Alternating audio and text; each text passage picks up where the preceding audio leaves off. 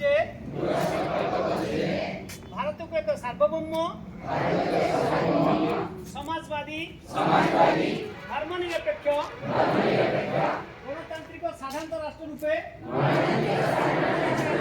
गठन करिबु एवं यार नागरिक मानकु सामाजिक अर्थनैतिक और राजनीतिक न्याय चिंता अभिव्यक्ति विश्वास प्रत्यय धर्मीय स्वाधीनता स्थिति और सुजोगर समानता समस्त नागरिक मध्य विकास व्यक्तिर मर्यादा एवं राष्ट्र ऐक्य एवं संहति प्रति अंगीकारबद्ध होई भातृत्व प्रदान करिबी। जय हिंद।